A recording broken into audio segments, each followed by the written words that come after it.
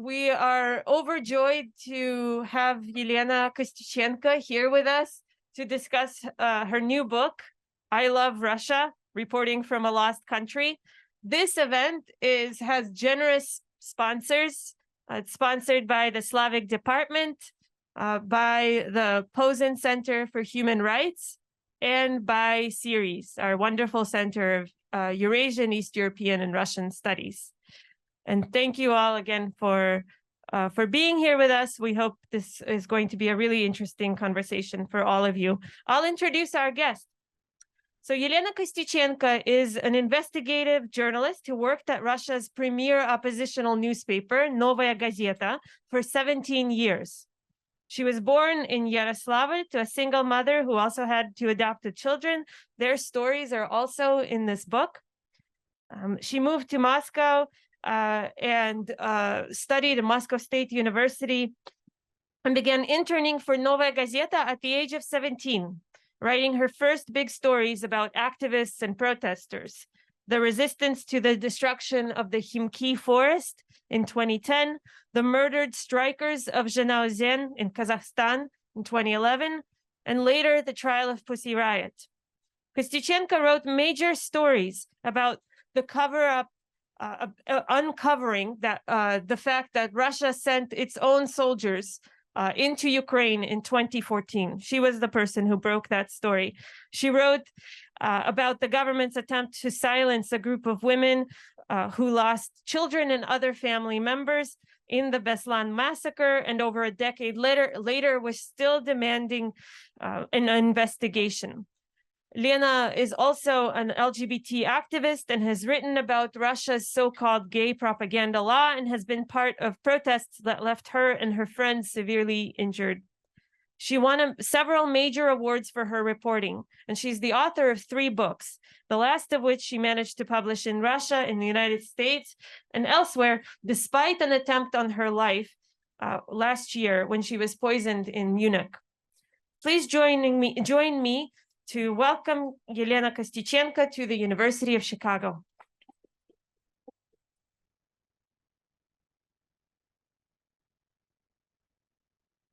And I hope to ask just a few questions, and then in the second half hour, open the event to audience questions.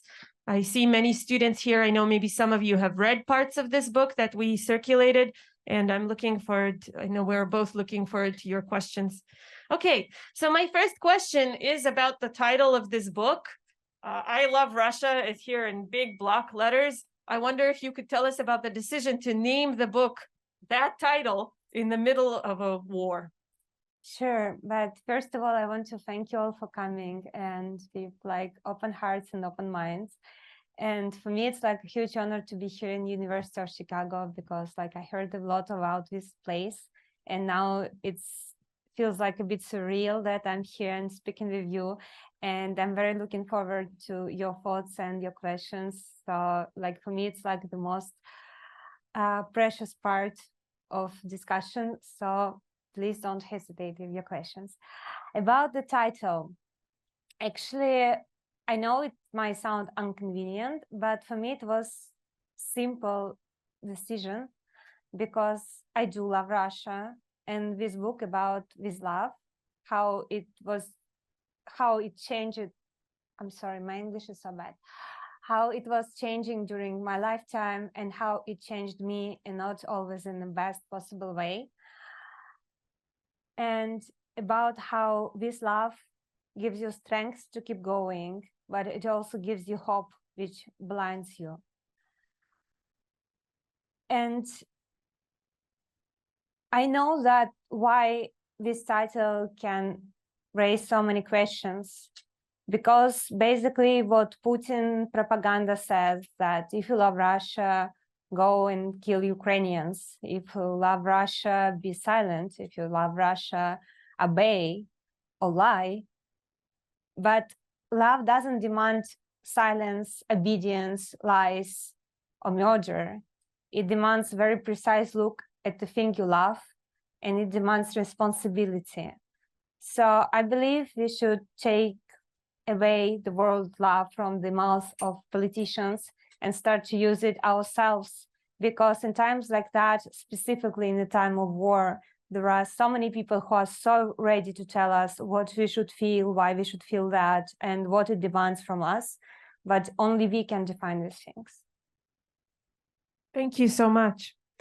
So the book features stories that you wrote in very different years, and they are somewhat connected because between these reported stories, we get a glimpse into your own growing up. We see you missing your mom as a child when she's coming back home exhausted from work, and scared in the 90s. We see you at 15 moving to Moscow. We see you and being dazzled by people's wealth. We see you buying and losing your first apartment. So here's my question. How did you grow up through your stories? When you say when I grew up from my stories, you mean like in the book or in like real world? I think both. Both. Well, for me, these personal parts of the stories was the hardest to write because I basically became a journalist, so I won't have to look at myself, at my life, at my thoughts, at my heart, like I didn't want to do it.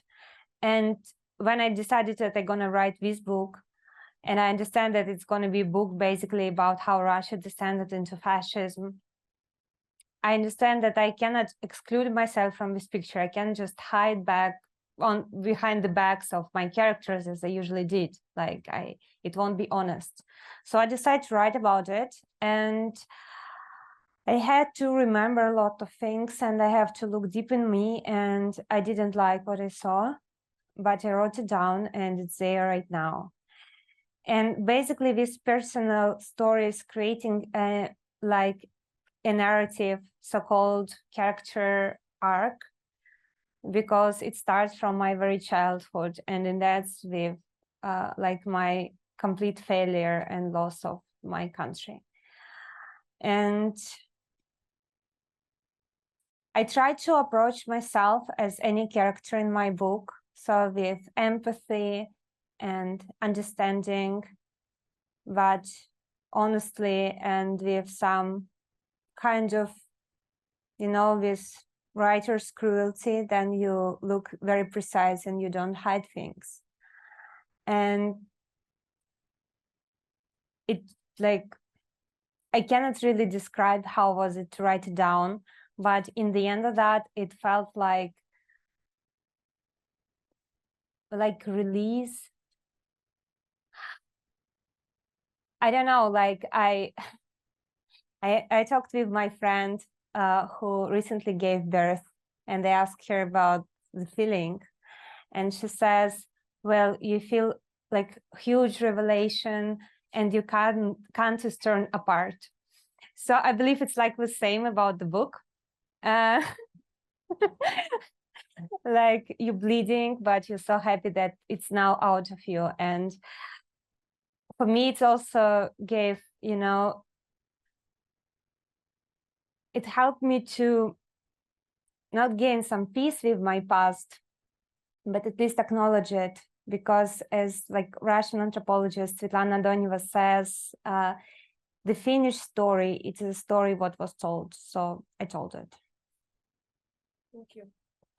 So there is a lot of violence in these stories. People harm themselves. The Nagansan indigenous people of the far north are experiencing a suicide epidemic. The women who work the highway are subjected to abuse by their partners, by their customers, and they abuse each other. Parents beat their children in so many of these stories. So as a person who spends a lot of time describing this violence and this cruelty, do you have any special insight to share with us about violence? I guess I do. Violence is contagious. It's like then you grow up, then you're surrounded by violence. First, you learn to tolerate it because like it's only way to, to proceed. But then you start tolerating it. It's just a matter of time when you start to practice violence. And I believe it's very true, unfortunately, for my nation. And a lot of violence I faced and I saw and I described had no particular reason for that. And this is the hardest part, because I mean, violence can be a very bad decision, but sometimes it's not a decision. It's like, I don't know, storm, like earthquake. And then it breaks. Everyone is terrified, but then people rarely can explain why they were so violent. And it's terrifying. I believe it's how our mind and soul works. And also, I know that violence can be systematic. And in this book, I describe like system of concentration camps in Russia. It's called Psychoneurological Internat, PNI. It's basically state-run, state-owned, state-funded concentration camps for people with psychiatric and neurological diagnosis. Not of them are even ill, but they have this diagnosis in their medical record. They live there without any human rights. They cannot define any simple things about themselves, like the length of their hair, or how long we're gonna sleep, or if they express some kind of, you know, not happiness, they can be forcibly medicated, and they won't even know what kind of medication was used against them. And they are being beaten, and they're being controlled, and they're going to live there till they die. And women are being sterilized in that kind of facilities, like cats. And it's all performed by people, normal people, who work in that kind of facilities. So there are 177,000 Russians who being kept in that facilities. And I believe around 100,000 people who are working in that facilities. And like before I lived in this place for 2 weeks. And before that experience, I always was wondering like what like personnel of concentration camp was thinking like when they were doing these things. And then I got into the facilities. I had a chance to talk with those people, and now I know the answer. They say that salary is small, work is too hard. In the matter of performing this violence, because this is like what you have to do in this kind of place, you stop looking at the people who you're violent with as a people. You look at them like at some other kind of beings. And the thing is that any person can go work in that facility. Like kind person, evil person, angry, calm. But there is a work description, then you cannot let these people out. And in some point you have to, you know, medicate people if you want to go out, or you have to lock them up, or you have to beat them because your colleagues are doing that.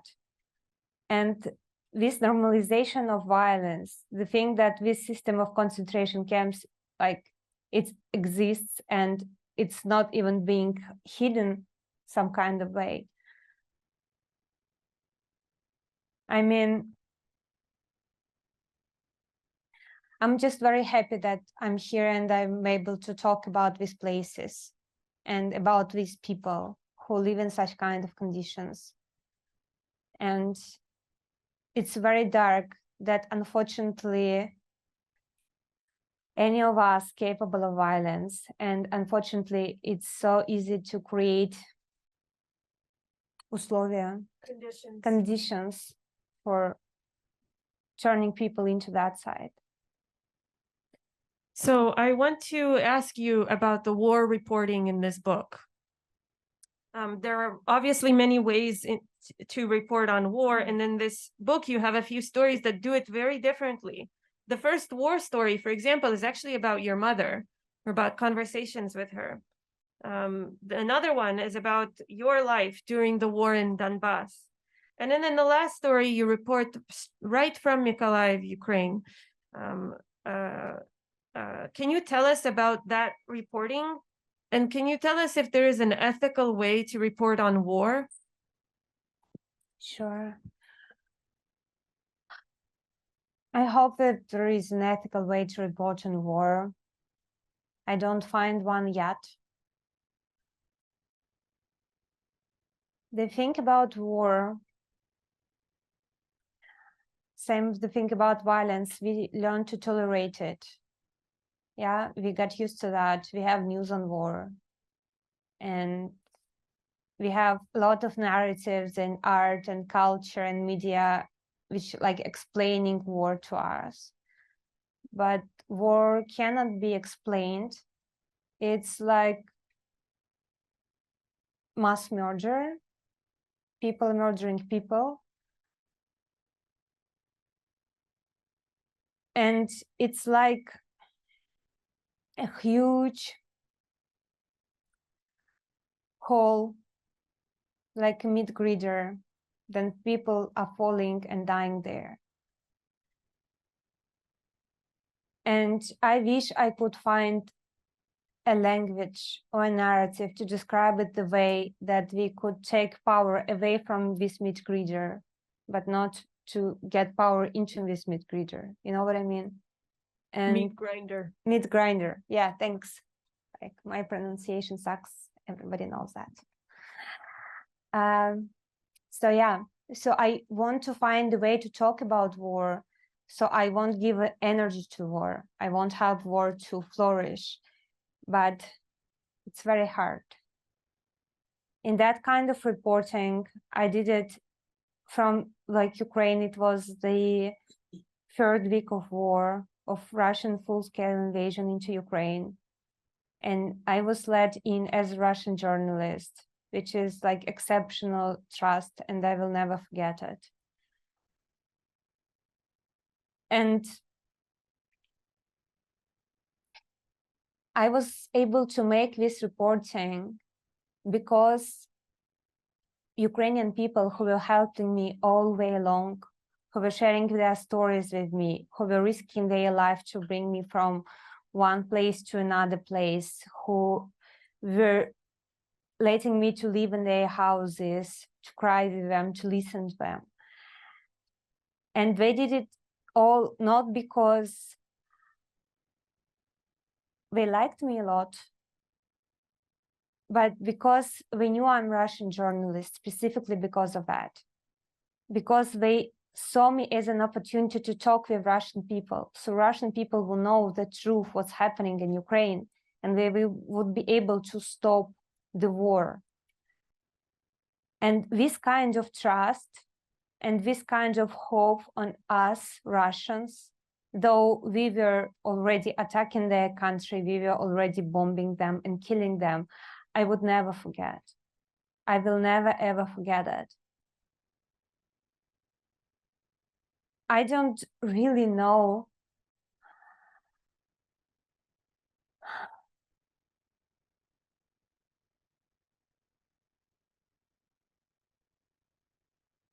I just want to tell that war is the most бессмысленное, Senseless. the most senseless, cruel, and insane thing on the earth. And it cannot be explained. Somehow we need to leave our ambitions to explain all the things around us behind.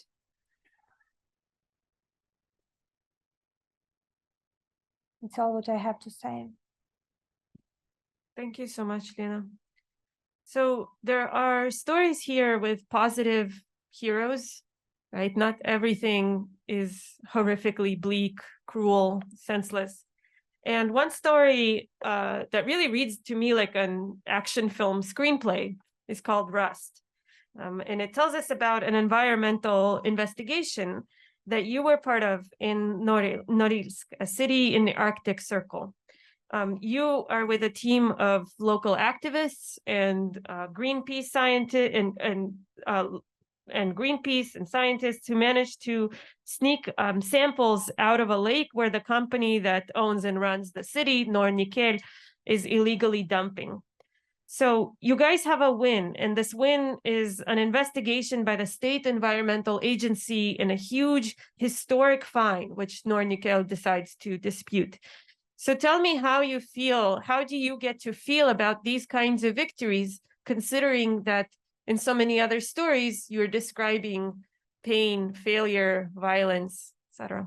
Thanks. I mean, in that story, there is a particular hero. His name is Vasily Rybinin. He's exceptional. He was governmental official. He was working in environmental agency. And in some point, they want to cover up their crimes. He refused. And then and then they made him to leave.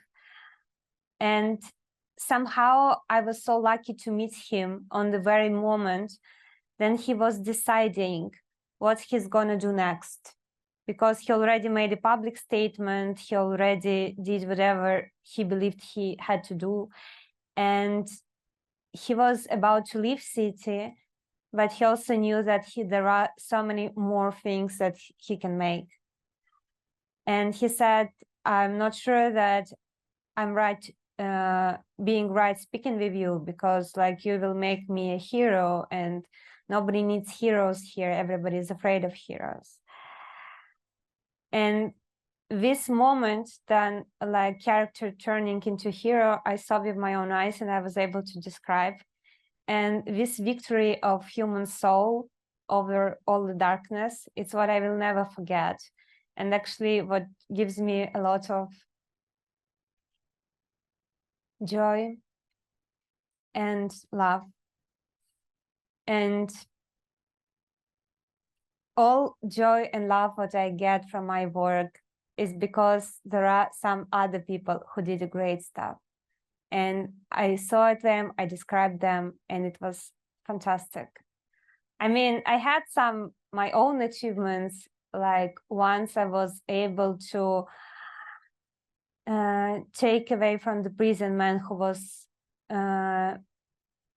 prosecuted as a murderer, and he didn't make a murder. But when I was managed to do it, he already had 3 years in prison. He lost his wife, he lost a lot of health, and he changed a lot, because Russian prison changes people. And though I should feel like it's a huge victory, like, oh my gosh, yeah, I proved his innocence, I did it, he's free man right now. But it doesn't feel this way, it still feels like I lost. I want to ask you about your own heroes. I know you lost more than one person who you considered a mentor, and who in many ways taught you how to write. I mean, you see that influence one sees that influence when one reads your work, whether in English or in Russian. And I wanted to take a moment to describe how I think you write in this book, just to give people an idea who haven't maybe seen it. So, Lena, you mentioned empathy, and I think that's really there, even though it's an interesting mix of both sort of empathetic description and very short, stark sentences that are almost abrupt, almost, like screenplay-like or something like that. So the stories move really fast, and yet they manage to find these moments of empathy with the people that they describe. And I wondered, who taught you how to write? And maybe tell us a little bit more about what you learned about writing in general. Sure. I was like extremely privileged to work with brilliant, genius editor.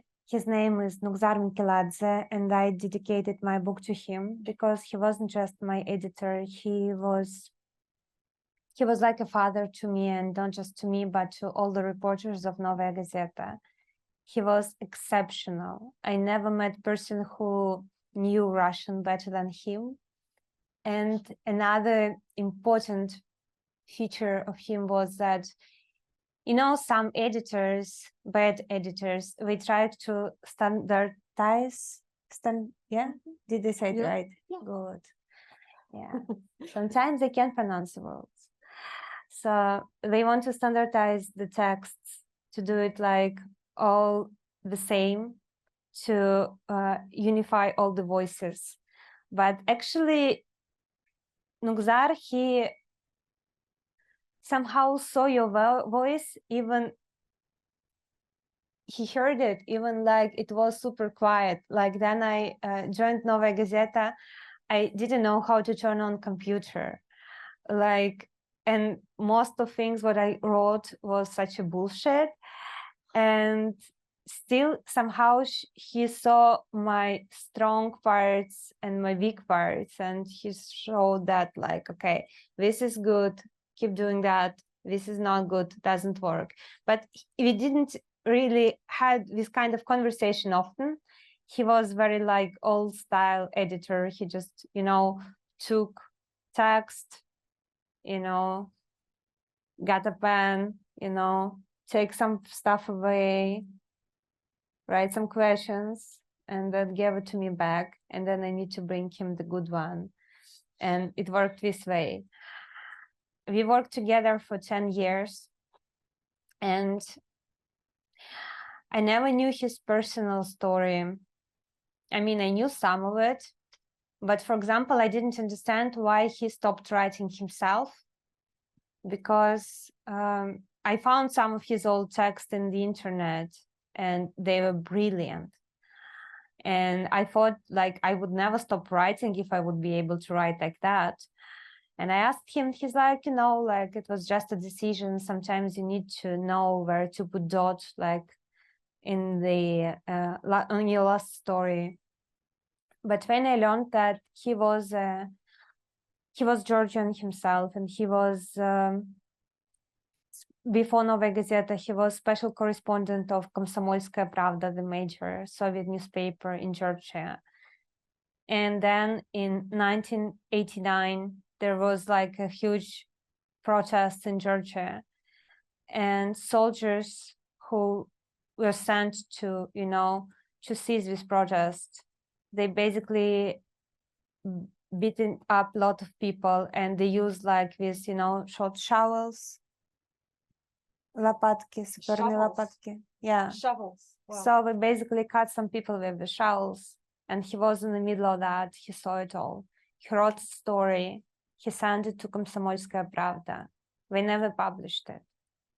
And he cannot really live after that in Georgia because people knew that he was there, and they couldn't forgive him that he didn't describe what was done with his people.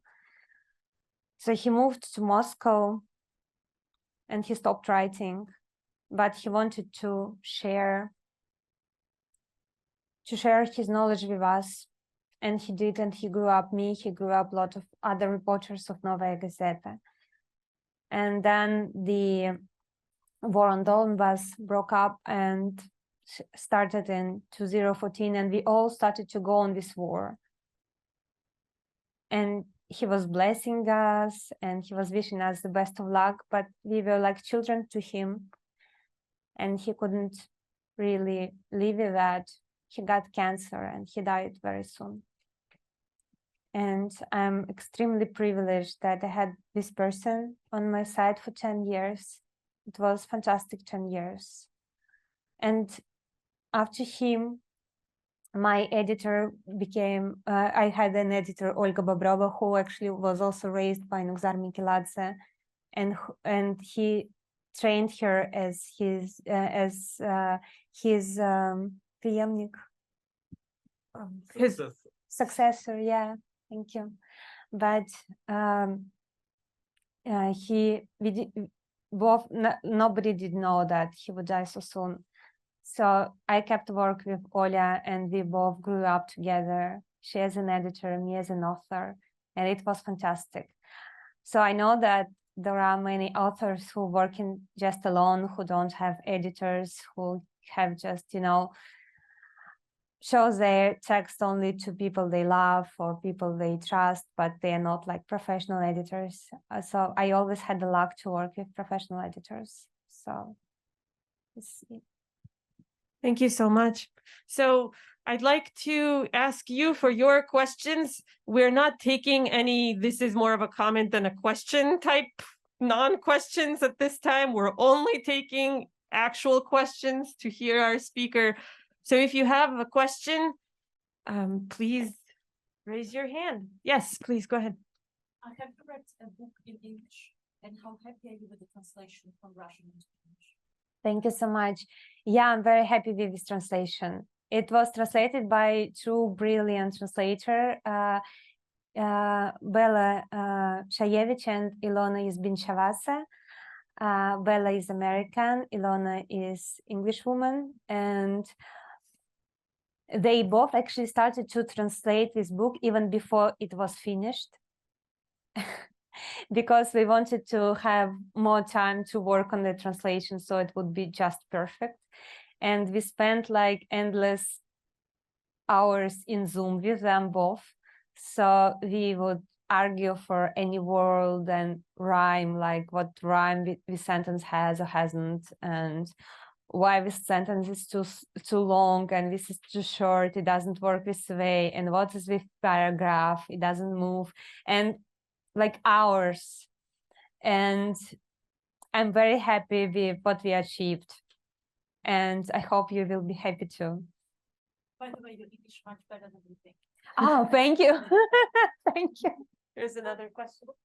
Yeah, thank you so much for this like great talk and for your courage and your craft. So I probably have like the most like stupid question. So I think like in your book you give a space for this like numerous like voices and like your book is just the collection of like polyphonic like narratives, but my question is about like your own voice, because you perform as a storyteller, but it's just one thing to be a writer and just another thing to be like a journalist.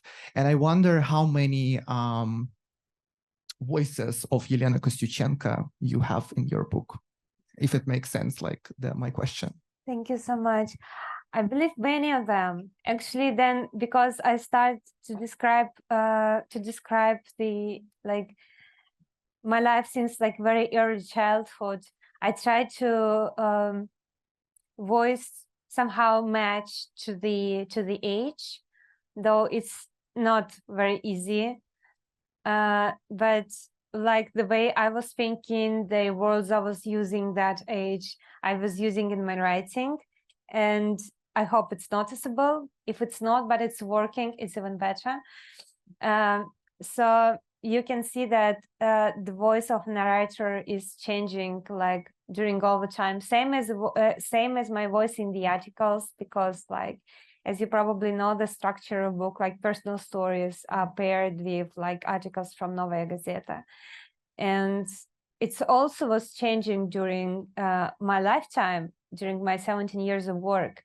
And of course, I had a great temptation to change some of my writing for this book, because like I read some my old stories and I'm like, how I can be so stupid and naive.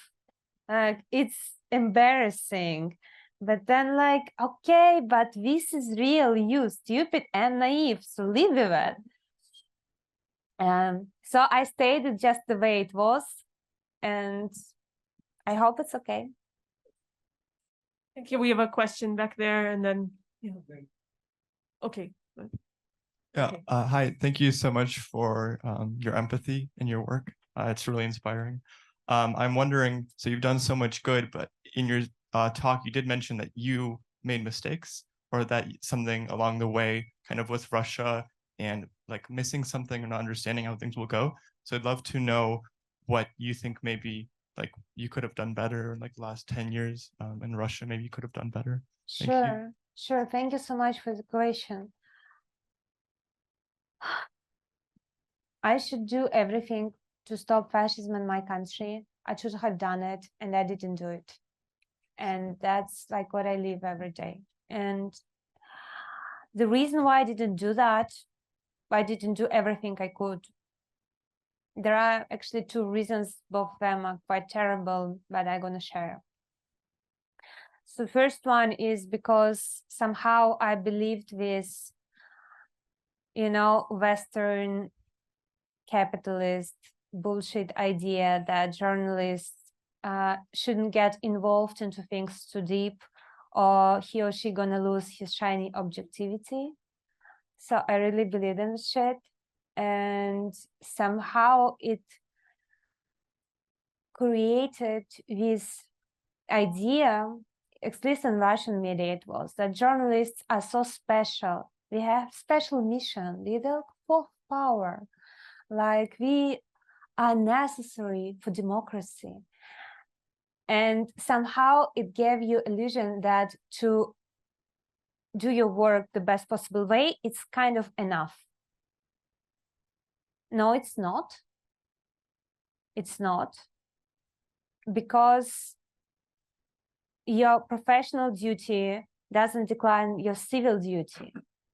And if you see as a citizen that your country goes straight into fascism, you should do everything to stop it. You can do it on paper, or you can do it outside of paper, but you should act. And we all had perception that our readers should act, and we should just describe fascism. And we did. I mean, I wrote a book about it, look at it. But it's all what I did. And it sucks. It's the first reason. And second reason is, well, because in some point it was clear that, like, peaceful protest with signs Putin go away won't really work. And some more active things should be done. But to start working on, I don't know, revolution would mean that, like, all my life would gone and all what I have would be lost. And I did like my life. And now all I had is gone. My life is gone. My country is lost. And I see nothing here but with the book. So this is the honest question and honest answer.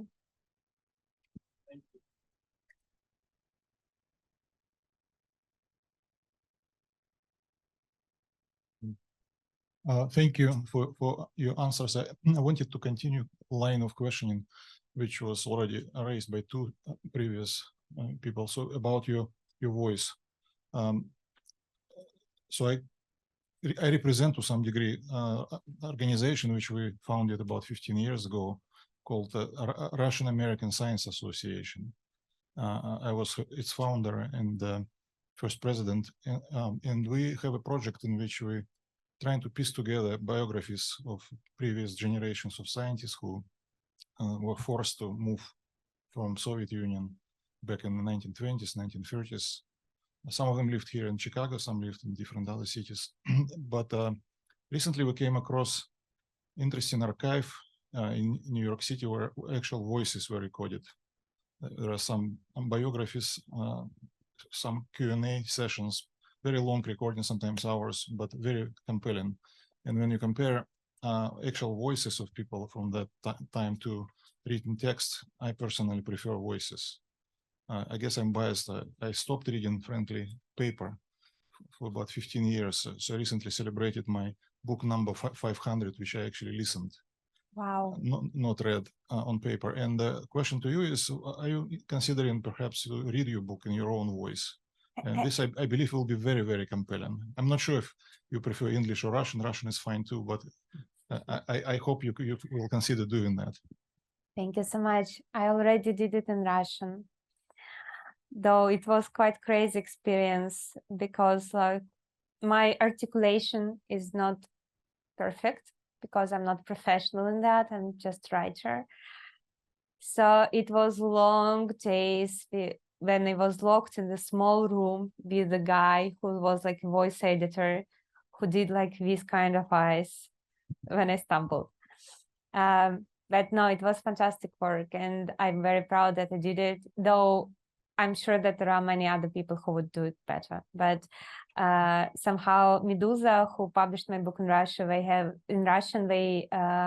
had the idea that it should sound like my voice. So I did it. For English, well, I stumble in every sentence and I try to read it out loud. But now I know that there is an audio version of this book already. It's available, and I listened it a bit, and I love it, except of Snosky footnotes, and because like in this book there are some footnotes where all are very technical, just to give you some context of what I'm writing about. And just imagine some, personal narrative, la la la la la la la la la la la la la, and then in 1993, the inflation raised up to 2,000%. So it's a bit challenging to listen, but I hope you're gonna like it. Well, I mean, it's on Amazon. There is an audio version, and in some other places too. Yeah. And in Russian audio version, it's going to be ready about a month and a half, because we need to edit it, because I was repeating one sentence again and again for like a lot. So we need to cut the best sentences together. So I would like to return.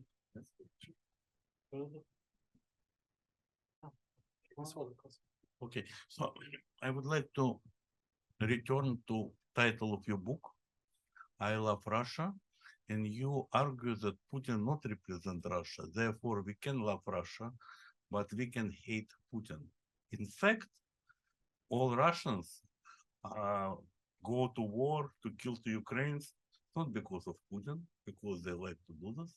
And so how you can like this country, how it is, because as you correctly said, it's a special country that actually it's not only Putin organized this whole country took it and enjoyed whole thing, all this. If this country was against the war was over in a day. So the whole country doing all the things that Putin just started. And so what is the point to say that I love this country? Well, thank you so much for the question. I'm sorry. Just go ahead. Yeah. Well, first of all, you don't need reason for love, if it's love. Second, you say things like all Russians, la la la la la, all Russia, la la la la la. There are 150 million people in Russia, and I doubt that you or me would have a chance to talk with them all. And I doubt we really know what we think right now, because as you probably know, in Russia, since the full-scale invasion, we have 2 new articles in criminal and administrative code. The first one called deliberately false information about Russian armed forces.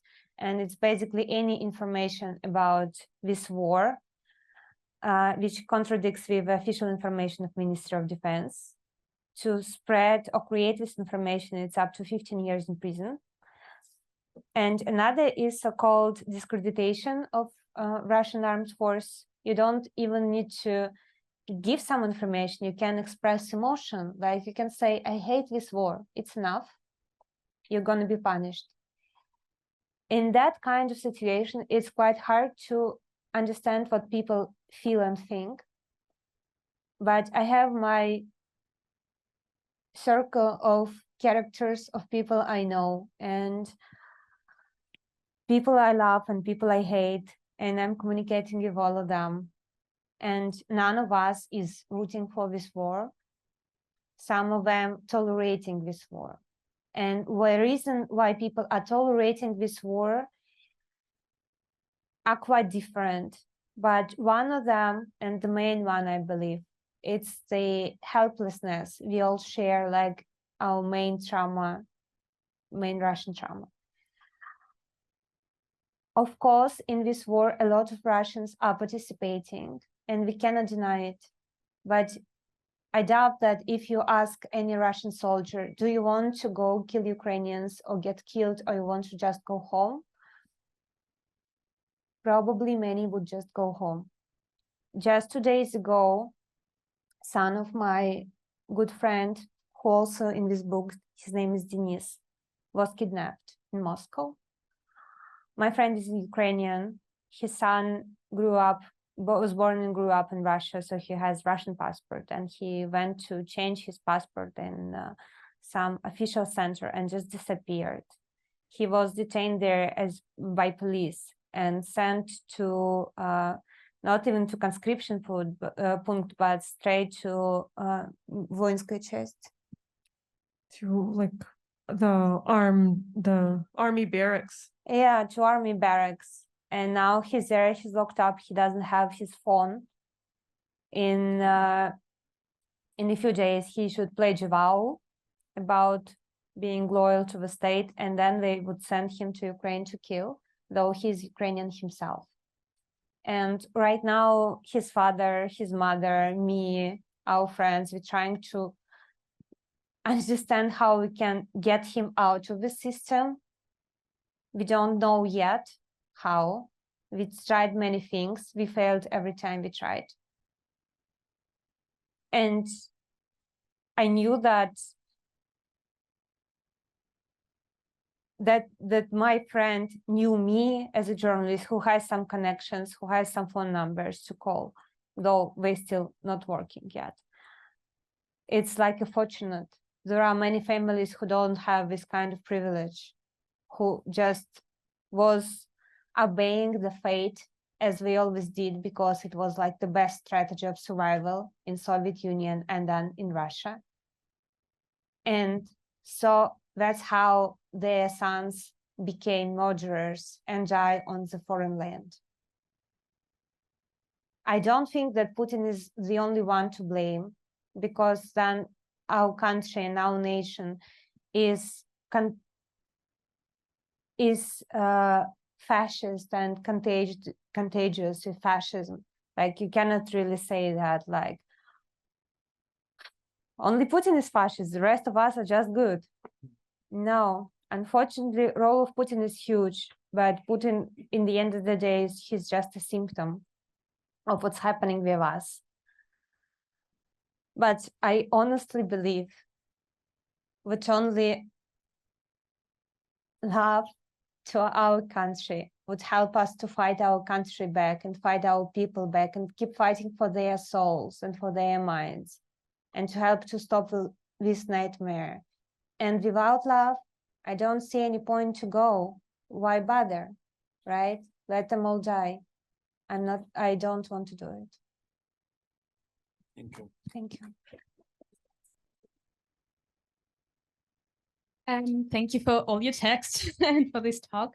I wanted to ask you, as a writer who works a lot with vulnerable and deprived communities, do you have any principles that you always keep in mind, or values that you're trying to follow and to promote, like rules for yourself?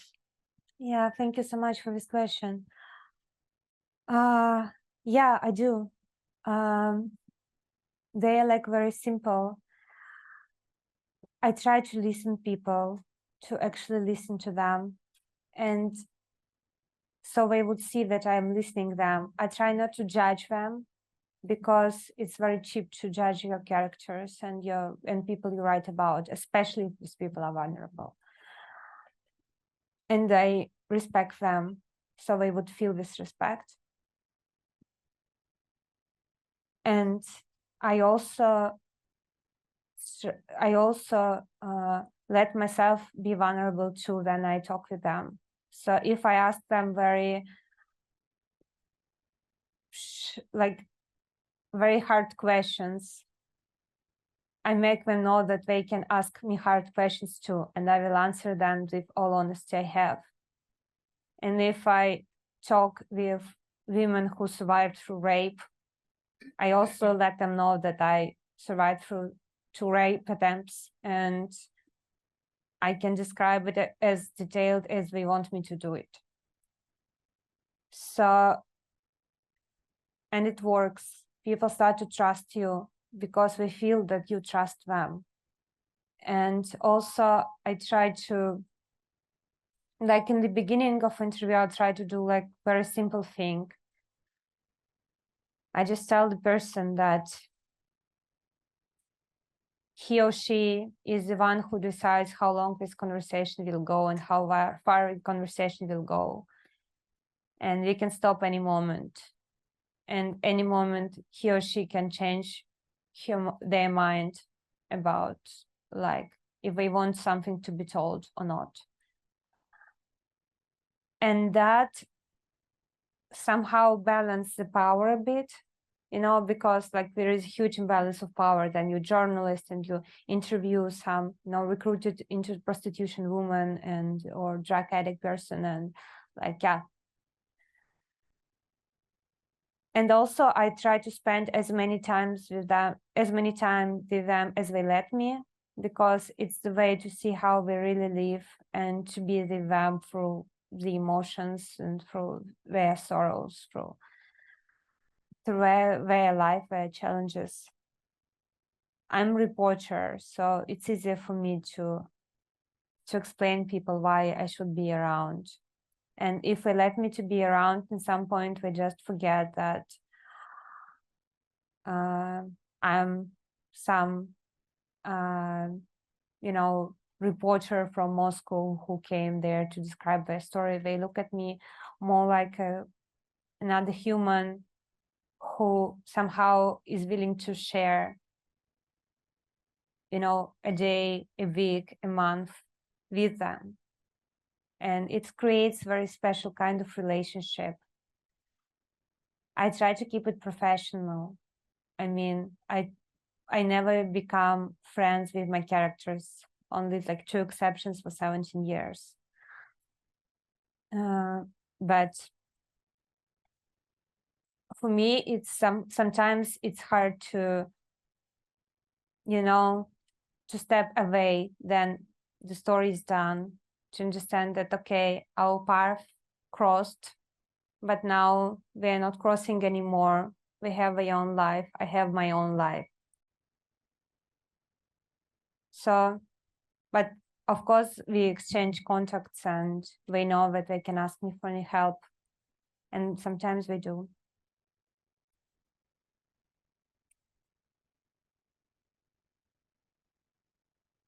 Okay, thank you for coming to the University of Chicago, and thank you for for your work and for what you said here. My question is, I assume that as a journalist, you have traveled around Russia, talked to many people. You not only a journalist, but a famous LGBTQ activist. So my question is how people, like normal people, I assume that you met like normal people that we professors rarely meet. How did they react to you as an, I don't know, LGBTQ activist, an openly gay person, things like this? Sure. Well, it was my great concern then I started being LGBTQ activist, because like, oh my gosh, should I choose? Like if I go on gay parade right now, they're gonna show me on TV and I can't be a reporter anymore because everybody would know that I'm gay. Well, most people don't give a fuck, like literally. Like the whole like homophobic Russia, it's such a state project. People don't give a shit about if you're gay or not. Right? Like literally, some of them got curious and they ask questions like, are you a real lesbian or are you just pretending? And I'm like, I'm a real one. Cool. Can I photo with you? So I have a photo with lesbian. Sure. So they have a photo with me. Or like, but can you explain me why you love women better than men? And it's usually men asking. And I'm like, but do you love women better than men? And they're like, yeah, we do. So let's discuss then. Why do you love women better than men? Well, I have my reasons. And we discuss. So, I mean, people really, they don't care about who you love. they care about if you're able to laugh, if you can laugh at all. This is important. The rest of them, like, not really. And this situation is different from region to region. There are regions in Russia where to be gay or lesbian is like dreadful and you can die if somebody would know. I mean, Chechnya, I mean, some parts of Ingushetia, some part of Dagestan. It's like very true. I was like very privileged somehow, the way that I was always surrounded by people who, I don't know, see me the way I am and never judge me if I don't need to do it. I mean, even my mom, who like said in the beginning a lot of awful things about like me as a lesbian, now she's planning to arrive on our wedding. This is my fiance, by the way. I'm gonna brag.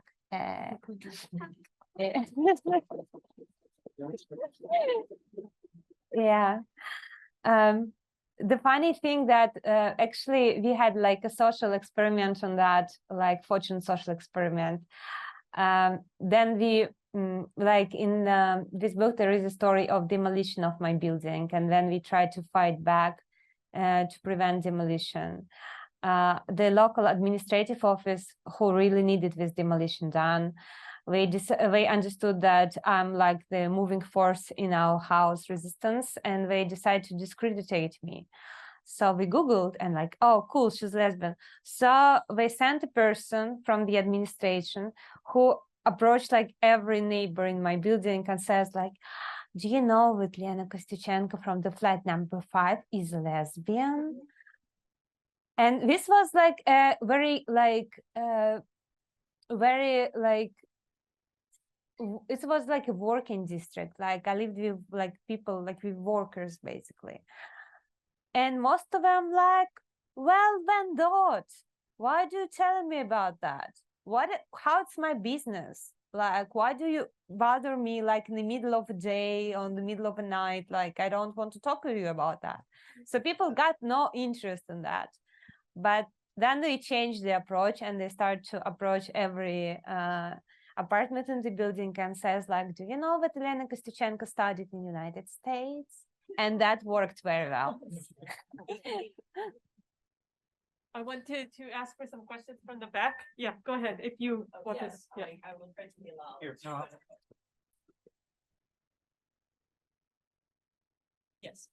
Thank you so much for your work. I wanted to ask a thing about, it's mostly about like emotional approach towards the journalist work. I have to say that your articles and your recent book is a great source of compassion to me, because I am also a citizen of Russia. And I wanted to ask, how do you think one should distinguish between a position, like a political position on something, like I am like pro-Ukrainian or like I'm pro something, and between a compassion towards everyone who's involved? Because if it makes sense, because it's usually when you're taking a position, it means that you are expressing like a sympathy towards like one side, right? And compassion is something more broad. And to me, it is still very hard, probably one of the hardest questions to ask myself. And I wonder if you have any insights about how should we, I don't know, navigate these unfriendly waters. So yeah. Thank you so much. It's a very hard question. But it's hard not because the answer is hard, the answer is simple, but it's hard to, you know, to use it in practice. So I believe when we take some kind of position, it shouldn't lower our compassion to any other people. Though, like, it's like the nature of human being to be compassionate. And it's like probably the most precious thing in our souls, to be compassionate to the people.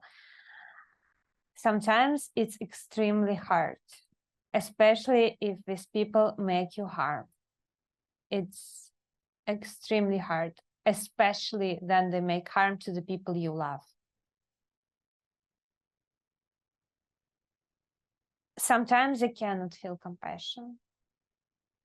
And when I cannot feel compassion to my characters, I write like that in my writing, I write like, I feel no compassion because I did it only once, but it's what Nogzar Kabayevich actually taught me to do. I was writing about Pussy Riot trial, and there were some, Orthodox witnesses who approached this trial and like, yeah, they should go to prison, they should burn into hell. They described their sufferings. Like one woman said she was a counter in church. So she said she cannot, count money because she's crying because of Pussy Riot dance. Another guy said that his soul was torn apart and he had to approach the priest so he make the soul whole again. And I was listening to that, and I was looking at 3 young women into the cage who was taken apart from their kids. And I'm like, what happened with your soul? Turned apart and got whole again? Wow. So I had like zero compassion, and I felt so much rage, and I came straight to the news office and wrote like very angry reportage about what I saw. And Nogzar Kabayevich read it and said, we have no compassion to these people. Why? And I'm like, because their sufferings about like dance in the church is uncomparable with the sufferings of these young women. And he's like, so who are you to compare the sufferings? Who gave you that right to compare the sufferings? Tell me, are their emotions real? Yes, I guess they are real, because some of them were crying while they were giving their testimony. And say, when what? The only problem I see, he said, is that you cannot relate to that emotion. You cannot feel compassion here. I said, I can, because I'm angry. He's like, so write it down. So your readers would know that you cannot feel compassion here. That's why probably you saw everything a bit different from your usual observation. So I wrote it down, and it was tough.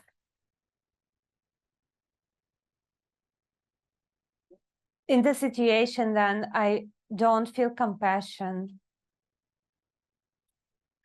I try at least to understand these people, because then you can't feel compassion, you still can understand, because your brain's still functioning. I'm trying to understand why he or she is doing that. And in that point, I start to feel a wish to ask these people, okay, why are you doing this? Why are you doing that? Why you bring evil to people I love? And then I feel that this intention to ask questions, I know that my compassion is back. Because like, you can ask questions only another human being, and then you have no compassion, you don't accept another human as a human being. So it's my way out of it. It's not perfect, but sometimes it works.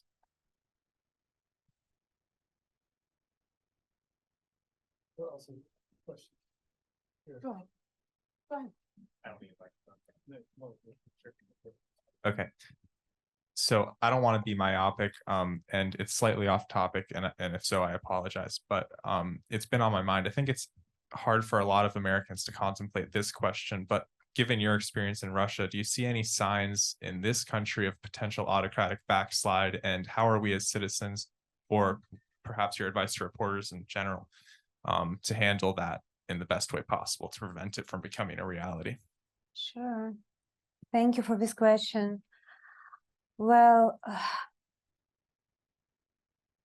what I learned like for last 2 years, that not last 2 years, more a bit, that no country, no culture, no nation is immune to fascism. It can happen with literally every culture, every country. And when I think about the seed of fascism, what grew up in Russia, I know that it's both resentment of the fall of Soviet Union and the idea of greatness, that we are a great nation living in a great country. And that idea is extremely dangerous. It's not necessary that every nation who believes that they're a great nation is eventually became fascist, not necessary, but it creates the window of opportunity. And it seems like the window of opportunity in the United States right now, it's wide open. Everything can happen. A lot of anxiety, a lot of fears. And if I may say, though you should understand that I'm not deep into the politics of United States. I lived here for a year, but that's it. Like, I'm not an expert. But as I see, there is like a huge, как сказать, разлом?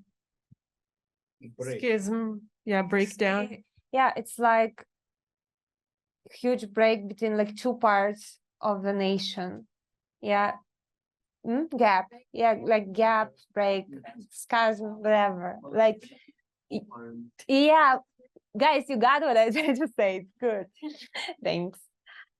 So this gap is huge, and none of the side is ready to listen another side.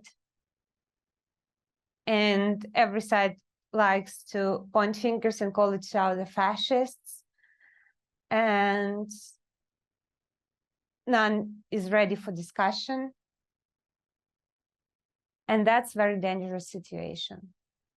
And if somehow your nation won't be able to overcome this gap, it might end really bad. If I could send a message to my past, it would be stay alarmed, be hysterical if you need to, and know that you can lose your country very easily. Yesterday you had your country, now you don't have it anymore. So it's basically the same message I tried to send through my book, and I'm trying to say to you now. So if you feel that your country is in danger, that your nation is in danger, it's not just a feeling. You see danger. So you should act accordingly. But the most terrifying thing is like existence of these two Americas, which are not very listening to each other. And here I believe it's like question to American media who actually should be, you know, intermediate in that communication. It seems like this doesn't really work. At least it seems like that from outside. Probably from inside you see completely different picture. And I mean, of course, you're local. Okay. One more question. I'd like to thank you very much for your speech. I'm wondering, and this is somewhat related to the question the gentleman over there asked, that, you know, you've mentioned the predominant narrative in Russia now being one of fascism, being something that you stand against. And my question is, how do you reconcile your love for the Russian country, the Russian people, through this, you know, such a drowning narrative that alienates you above all, up to what happened last year in Munich? How do you maintain your love through it all and in spite of it all? Well, I don't know. I don't really maintain my love. I mean, it's a feeling. I feel it. When I stop feeling it, I would stop feeling it. And now I feel it. I don't I don't think that people who want me dead are Russia. I mean, they are part of Russia probably, but not all Russia. Like, I am Russia. My mom is Russia. Yana, right there, is Russia. Nugzar Kabayevich Mikiladze is Russia. So many are Russia. I mean, well, he lived long enough in Russia and taught a lot of Russian reporters. So he is Russia for me too, and Georgia too, yes. So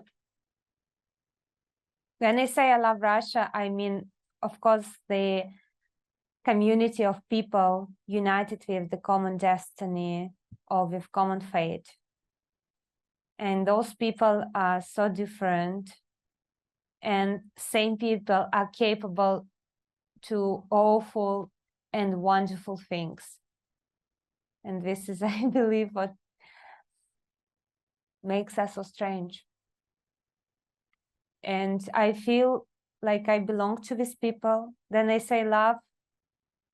I mean, this is not the kind of love when you got excited and, you know, it's like the more feeling of belonging, like you love your arm or your leg. Like you don't feel a lot of excitement about it, but then it hurts. Like it's only one thing you can think about it. My leg hurts.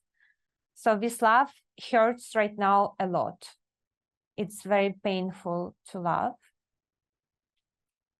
But still, it's the strongest thing in the universe. And it even conquered death sometimes. So I hope I will keep it for all my life. Thank you so much. I think we should probably end before our speaker gets too tired. And we also have wonderful copies of this wonderful book in the next room. I invite you to go take a look at this book right through there and see if you'd like to get it, see if you'd like to have our speaker sign it for you and maybe ask your last questions. And thank you so much for being here.